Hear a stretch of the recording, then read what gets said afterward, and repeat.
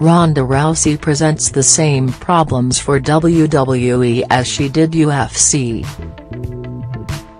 Rowdy Ronda Rousey officially began her WWE career much like she began her UFC one, riding the wave of a massive turning point for women in the promotion, and being awarded a significant portion of the spotlight at a moment that probably should and could have been shared with everyone who worked so hard to make such a buzzworthy arrival possible at all.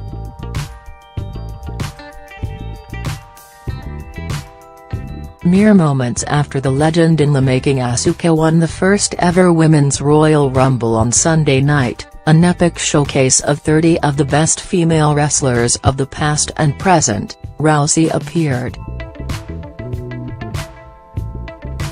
Clad in her late namesake Rowdy Roddy Piper's trademark leather jacket, she strode to the ring to interrupt Asuka's moment of glory with a wordless challenge and a nod toward WrestleMania.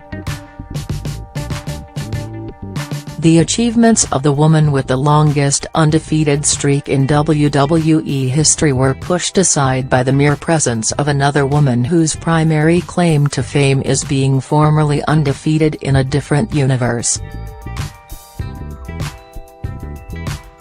After the show, the WWE officially announced her as their newest signing. "This is my life now," Rousey promised in an interview with ESPN. "First priority on my timeline for the next several years. This is not a smash and grab, this is not a publicity stunt." Like all things Rousey, both the leap to the WWE and the way it was presented were polarizing. Stories on the former UFC Women's Bantamweight champ's debut ranged from hyperbolic headlines, to criticism from WWE vets, to speculation about a lukewarm reception from her new colleagues, and the inevitable mixed bag from MMA Twitter. And, like most things Rousey, all of the above have a point.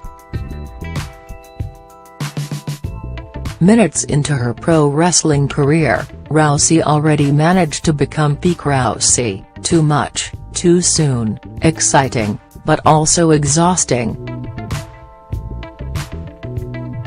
It was a combination that never really sat well with the earnest world of MMA, but has potential in a sphere where the lines between hero and villain are no longer so clearly drawn.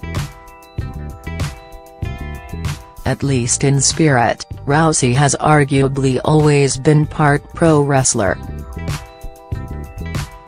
She doesn't have the physical or practical background of her hybrid MMA/wrestling predecessors like Dan Severn and Ken Shamrock, both of whom often trained, fought, and performed concurrently in scripted and unscripted combat.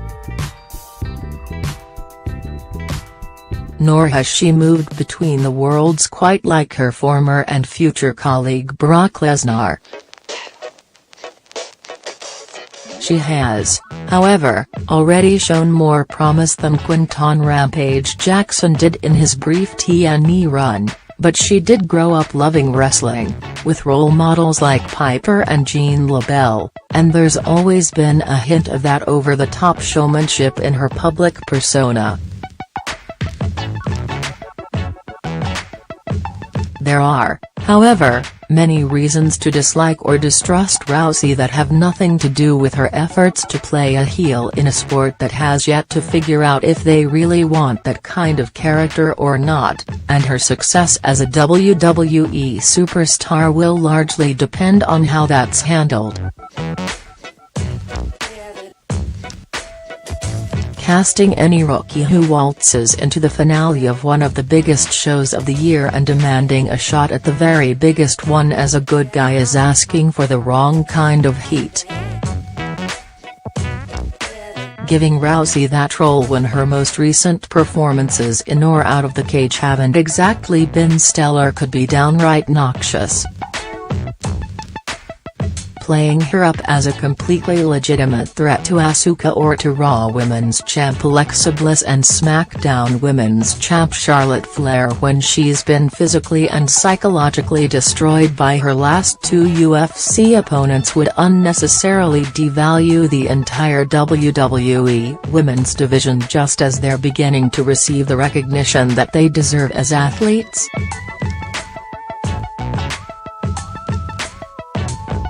If Rousey and her bosses are truly willing to embrace her complicated legacy, though, there's the potential for the fighter to turn into the complex anti-hero she was always threatening to be in the UFC.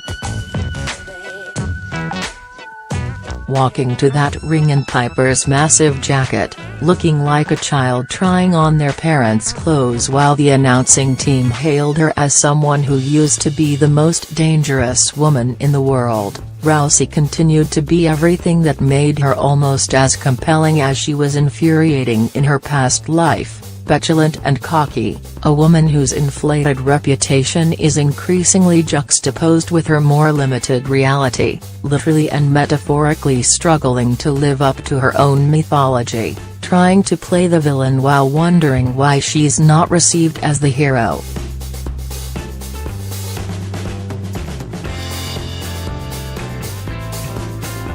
Wrestling and MMA fans will love to hate Rousey whatever she does. Whether she wants in on the joke is up to her and the WWE.